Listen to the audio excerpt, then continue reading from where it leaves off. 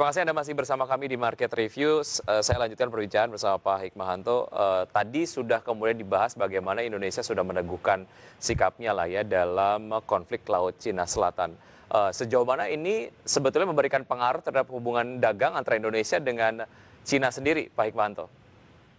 Ya, ini yang kita harus hati-hati ya, karena begini, kita tentu punya kepentingan di Natuna Utara dan Cina juga demikian. Nah, sayangnya posisi sekarang ini Indonesia ini kan boleh dikatakan sangat bergantung pada ekonomi Cina, ya, terutama dengan bantuan dan kemudian juga berbagai investasi dari Cina masuk ke Indonesia.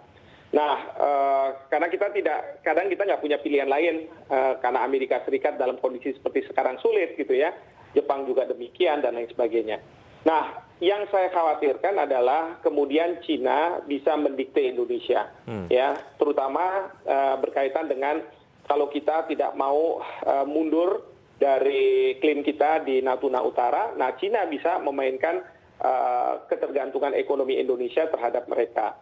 Bahkan kalau yang saya baca dalam laporan Kementerian Pertahanan Amerika Serikat, mereka sudah mensinyalir gitu ya, bahwa Indonesia akan memberikan akses kepada Cina untuk membangun pangkalan militer mereka. Yang menurut saya tentu ini tidak mungkin. Walaupun ada katakanlah pemikiran seperti itu mungkin ya di beberapa pejabat pemerintah di kita di Indonesia, tapi saya rasa itu akan dilawan oleh masyarakat karena kita selalu mengatakan politik luar negeri kita adalah politik bebas aktif. Jadi kita tidak mau ada pangkalan-pangkalan militer. Nah, tetapi sekali lagi itu bisa menjadi alat bagi Cina untuk memaksakan kehendak mereka terhadap Indonesia. Ya, Pak Hikmahanto, itu menjadi satu bahasan yang nanti kita kemudian summarize di ujung segmen nanti. Saya ingin membahas sedikit mengenai bagaimana sebetulnya Indonesia mengeksploitasi kekayaan maritimnya. Ada satu jalan tengah lah yang dinamakan maximum sustainability yield gitu ya, secara maksimal kekayaan maritim dapat kemudian dimanfaatkan, tapi di sisi lain tetap mempertimbangkan ataupun mungkin memprioritaskan sustainability ataupun keberlanjutannya. Kita sudah ada di level mana dalam MSY ini? Ya, kalau menurut saya sih kita masih belum dalam level yang kita memaksimalkan yield gitu ya. Kita lebih memikirkan mengenai masalah lingkungan, sustainability, ya, terutama pada masa pemerintahan Kementerian KKP ini dipimpin oleh Ibu Susi, mungkin fokusnya adalah ke sana. Nah, karena fokusnya di sana, jadi misalnya kayak cantrang mungkin tidak boleh digunakan, lalu kemudian juga kapal-kapal bertonase besar juga tidak boleh melaut dan lain sebagainya. Itu yang mengakibatkan bahwa kita tidak bisa memaksimalkan.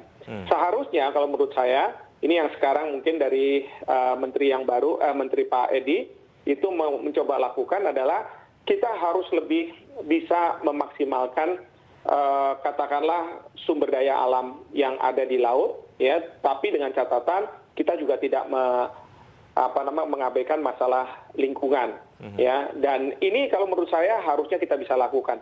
Nah, kalau kita Indonesia ternyata nelayannya tidak bisa memaksimumkan, maka itu bisa saja kita kasih izin itu kepada nelayan-nelayan dari luar negeri dengan memperhatikan ketentuan yang ada di UNCLOS, misalnya nelayan-nelayan yang negaranya tidak mempunyai pantai gitu ya, atau misalnya nelayan-nelayan yang selama ini memang sudah beroperasi gitu ya untuk bisa mengeksploitasi ikan-ikan yang ada di wilayah kedaulatan Indonesia atau hak berdaulat, demikian. Baik, Pak Hikmahanto, jika secara eksploitasi mungkin kemudian akan dilakukan cukup banyak eksploitasi terhadap kekayaan maritim di Indonesia begitu. Tapi ketika kita lihat dari sustainability practices-nya ini kemudian belum terlalu ideal. Sejauh mana ini akhirnya memberikan citra kepada produk-produk maritim Indonesia di perdagangan ataupun rantai perdagangan internasional? Ya, inilah yang mungkin secara ekonomi kita belum bisa maksimalkan begitu ya. Karena sebenarnya potensi ikan atau sumber-sumber daya alam yang ada di kolom air ini banyak yang bisa dimanfaatkan. Tetapi permasalahannya mungkin ada infrastruktur yang belum terpenuhi seperti cold storage gitu ya.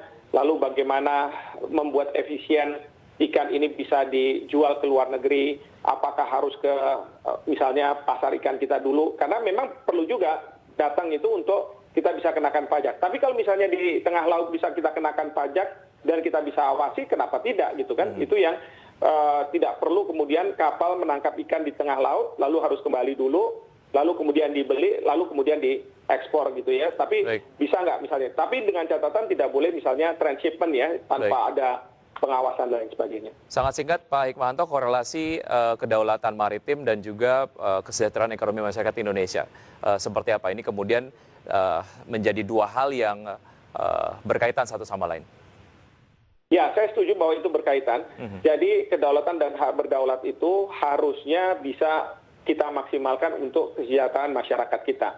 Tidak hanya masyarakat kita bisa makan ikan dan sumber daya alam yang ada di laut gitu ya, tetapi juga bagaimana dengan sumber daya alam ini kita bisa lakukan ekspor. Ya, kita bisa menghidupi nelayan-nelayan kita karena hasil yang mereka tangkap itu memang diminati oleh masyarakat internasional. Nah, ini ada kaitannya dengan promosi dan lain sebagainya. Jadi intinya adalah bagaimana memaksimalkan, tapi juga tidak melupakan masalah sustainability, lingkungan, pelestarian dari lingkungan hidup di situ. Baik, Pak Hikmahanto, terima kasih atas waktu dan juga analisa komprehensifnya di Market Review, dan sukses untuk Anda dan sehat selalu Pak Hikmahanto. Sampai jumpa. Baik, terima kasih. Baik, dan pemirsa, demikian perbincangan kami bersama Pak Hikmahanto. Tetap di Market Review, sajadah kami akan segera kembali.